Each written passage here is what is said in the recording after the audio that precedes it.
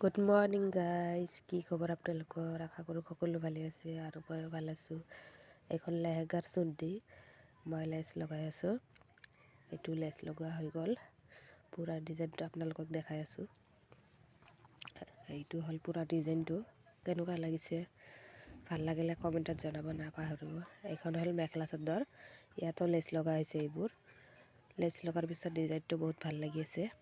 এইটো হ'ল ব্লাউজ, এইখন মেখেলা চাদৰৰ। কেনেকুৱা লাগিছে ভাল লাগিলে কমেণ্টত জনাব নাপাহৰিব। আৰু এতিয়া মই দোকানটো অলপ চাফা কৰি লওঁ। এইবোৰ হ'ল লাইলিং, ধুই শুকুৱাই দিয়া হৈছে, কাৰণ ডাইৰেক্ট লাইলিং লগাই দিলে টান খাই থাকে পিছত, সেইকাৰণে আমি ধুই কেনে লগাই দিওঁ। তাৰপিছত আহিলোঁ, এইখন এটা বেলেগ মেখেলা চাদৰ হয়, ইয়াতে মই পট্টি লগাই আছোঁ।